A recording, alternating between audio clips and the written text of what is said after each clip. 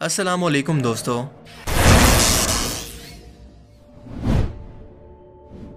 Social media पर एक ऐसी पोस्ट बहुत ज़्यादा गर्दिश कर रही है जिसके अंदर दुनिया के सबसे अमीर अमरीकी शख्स और टेस्ला कंपनी के मालिक एलोन मस्क को एक खूबसूरत रोबोटिक लड़की के साथ देखा जा सकता है, जिसके बारे में ये क्लेम किया जा रहा है कि ये फ्यूचर की रोबोटिक वाइफ है जिसे एलोन मस्क की कंपनी टेस्ला तैयार कर रही है और बहुत ही जल्द आम लोगों को इसे फ़रोख्त करने के लिए पेश भी करेगी। मजीद ये कि इसके साथ रहने और सोने के लिए इसके मालिक को एलोन मस्क की कंपनी टेस्ला एक खास किस्म का मखसूस फिंगरप्रिंट कोड असाइन करेगी और जब इन दोनों का ये फिंगरप्रिंट मैच होगा, यानी रोबोटिक वाइफ का और इसके मालिक का, तो ही ये काबिल इस्तेमाल होगी, वरना और कोई शख्स इसे इस्तेमाल नहीं कर सकता। इस खबर को बिना किसी सोर्स के इंटरनेट खसूसन फेसबुक पर इतना ज़्यादा फैलाया गया कि पिछले एक वीक से मेरे खुद के इनबॉक्स का हर दूसरा मैसेज इसी मुतल्लिक है कि क्या ये सब हकीकत है, क्या वाकई में ऐसा हो रहा है। और अगर वाकई ऐसा है तो ये तो इंसानों को तबाही की तरफ ले जाने वाली इन्वेंशन है, क्योंकि अगर इंसानों की बीवियों की जगह भी रोबोट्स ले लेंगे तो इनकी नस्ल कैसे आगे बढ़ेगी। मजीद ये कि अगर मुस्तकबिल के अंदर भी यही सिलसिला चल निकला तो घर के काम करने से लेकर फैक्ट्रीज और घर के काम को तो रोबोट संभाल ही लेंगे। इसके साथ साथ आर्टिफिशियल इंटेलिजेंस अगर इंसानों के तमाम डिजिटल डाटा के एल्गोरिदम को संभाल लेगी तो इंसान मशीनों का गुलाम होगा, ना कि ये मशीन्स हमारी। इससे पहले कि हम इस रोबोटिक वाइफ की हकीकत को जानें जिनकी मुख्तलिफ टाइप्स के साथ एलोन मस्क को डांस करते और इसको किस करते देखा जा सकता है, ये सच है कि एलोन मस्क को रोबोटिक और आर्टिफिशियल इंटेलिजेंस के अंदर खास किस्म की दिलचस्पी है। इसके मुताबिक इंसानों का मुस्तकबिल भी यही है और यही वजह है कि टेस्ला को ड्राइवरलेस बनाया गया है।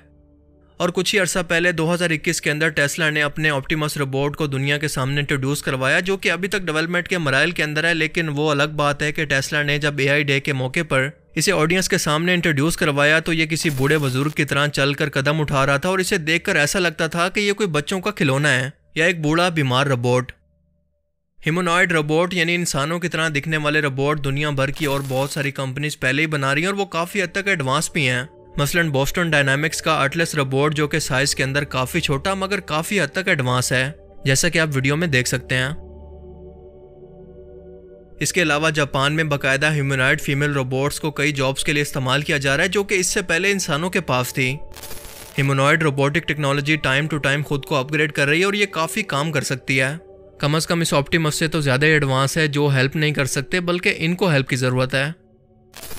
आप सभी लोग कई साल पहले से सिलिकॉन सेक्स डॉल्स का कॉन्सेप्ट देख और सुन रहे हैं और अब यूरोप के अंदर तो इन्हें बाकायदा एक प्रोडक्ट की तरह बेचा और ख़रीदा जा रहा है। अब अगर इन दोनों चीज़ों को कंबाइन करके यानी ह्यूमनॉइड रोबोट को और इन सिलिकॉन डॉल्स को कंबाइन कर दिया जाए तो क्या ऐसे रोबोट्स को बनाना मुमकिन है जो एक मर्द की बीवी को रिप्लेस कर सके? जी हाँ, ऐसा बिल्कुल मुमकिन है और ये फ्यूचर में हो भी सकता है। मगर जहाँ तक एलोन मस्क के इस रोबोट की बात है तो अब तक टेस्ला की तरफ से इसका कोई बाकायदा ऐलान सामने नहीं आया और ऑब्वियस सी बात है कि जब वो ऑप्टिमस जैसे बीमार रोबोट को बाकायदा एक इवेंट के अंदर दुनिया के सामने इंट्रोड्यूस करवा रहे हैं तो इतनी बड़ी इन्वेंशन को इंट्रोड्यूस करवाने से पहले एक मेगा इवेंट तो होना चाहिए था, क्योंकि इस फीमेल ह्यूमनॉइड रोबोट के बारे में ऐसे ऐसे क्लेम किए गए हैं जो कि इससे पहले किसी भी ह्यूमनॉइड रोबोट के बारे में नहीं किए गए। मिसाल के तौर पर इसे एनर्जी की ज़रूरत नहीं बल्कि ये सोलर एनर्जी को इस्तेमाल कर सकती है। इसमें सेंसर मौजूद हैं जो कि जज्बात को, फीलिंग्स को भी महसूस कर सकते हैं कि कब इंसान खुश है, कब सैड है, कब इमोशनल, जो सिर्फ इंसानों की खासियत है ना कि रोबोट्स की। और इसकी कीमत $30,000 से लेकर $80,000 तक होगी। पर इस इवेंट की ना तो हमें कोई एडवर्टाइजमेंट देखने को मिली, ना कोई न्यूज़ अपडेट, ना ही किसी आर्टिकल के अंदर इसका जिक्र किया गया और ना ही एलोन मस्क ने इसका खुद जिक्र किया। इनफैक्ट ये तस्वीरें जो कि आप देख रहे हैं ये खुद आर्टिफिशियल इंटेलिजेंस के जरिए तैयार की गई फेक हैं, क्योंकि एआई की खामी ये है कि ये अब तक परफेक्ट नहीं है, क्योंकि इंसानों की सूरत के अंदर ये इंसानों के हाथों को अब तक ठीक से डिज़ाइन नहीं कर पाती। और इन तस्वीरों के अंदर भी अगर ज़रा आप गौर से देखें तो ये हाथ आपको कुछ इनबैलेंस से या फिर ब्लर से दिखेंगे। बिल्कुल इसी तरह से एक और तस्वीर कुछ अर्सा पहले पॉप फ्रांसिस की भी वायरल हुई थी, जिसके अंदर इन्हें एक पफर जैकेट पहने हुए देखा जा सकता है और इसको देखकर भी आप अंदाज़ा नहीं लगा सकते कि ये एआई ने तैयार किया है या फिर ये रियल है। यानी आज के टाइम के अंदर आप जो कुछ भी इंटरनेट पर देखते हैं ज़रूरी नहीं कि वो सच हो। मिड जर्नी जैसे एआई रोबोट सिर्फ आपकी एक लाइन से भी कम की कमांड पर हर वो तस्वीर को बना सकते हैं जो कि आप अपने जहन के अंदर सोच रहे हैं। ये आज वैसे तो काफ़ी एडवांस हो चुके हैं और इसके साथ साथ अभी भी ये सीख रहा है, जैसा कि एक बच्चा छोटी उम्र के अंदर सीखना शुरू करता है और वक्त गुजरने के साथ साथ जैसे जैसे इसकी उम्र और इसकी ब्रेन की कैपेसिटी बढ़ती है तो इसके सोचने समझने की सलाहियत भी बढ़ने लगती है। एआई का मॉडल भी बिल्कुल ऐसे ही काम करता है। इसका मतलब कि फ्यूचर के अंदर हम इससे भी कई गुना ज़्यादा एडवांस टेक्नोलॉजी को देखेंगे, अब के टाइम से हज़ारों गुना एडवांस, जो कि हम तसव्वुर भी नहीं कर सकते। एलॉन मस्क की ये तस्वीर इंटरनेट पर एक आर्ट के तौर पर शेयर की गई थी, जैसे फेसबुक के बानी मार्क ज़ुकरबर्ग की ये तस्वीर शेयर की गई थी, जिसके अंदर ना सिर्फ वो रोबोट को किस कर रहा है बल्कि खुद भी रोबोट बन चुका है।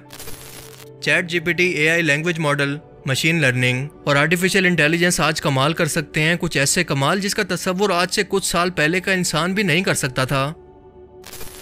देखें, AI इंसानों का फ्यूचर है। हम लोग इसे जितना मर्जी रेजिस्ट कर लें, आज नहीं तो कल ये टाइम आकर ही रहेगा।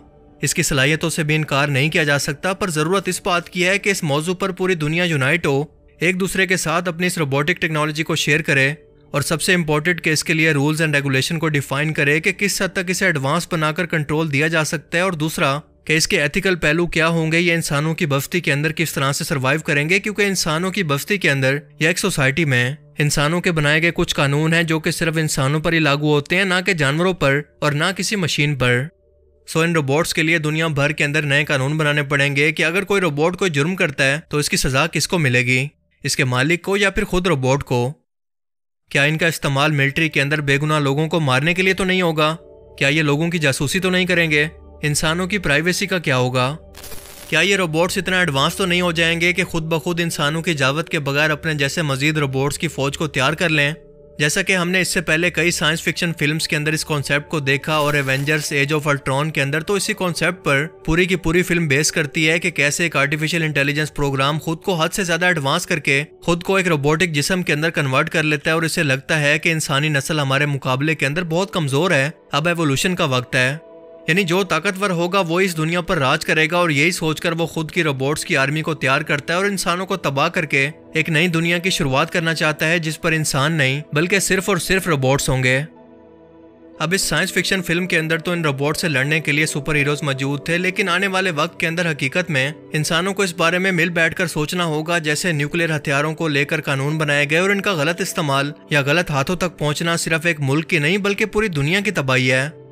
बिल्कुल वैसे ही आर्टिफिशियल इंटेलिजेंस एक दो धारी तलवार है, और ये educational, medical science, labour force और असिस्टेंट के तौर पर मुस्तकबिल के अंदर इनकलाब बर्पा कर सकता है। लेकिन अगर मुस्तकबिल के ह्यूमनॉइड रोबोट्स या आर्टिफिशियल इंटेलिजेंस रोबोट्स के खतरे को वक्त पर नहीं समझा गया तो शायद ये इंसानों की आखिरी सदी हो सकती है। बाकी आप इस बारे में क्या सोचते हैं, अपनी कीमती राय का इजहार कमेंट सेक्शन में जरूर करें। अब मैं मिलूंगा आपसे एक ऐसी ही नई इंटरेस्टिंग वीडियो में।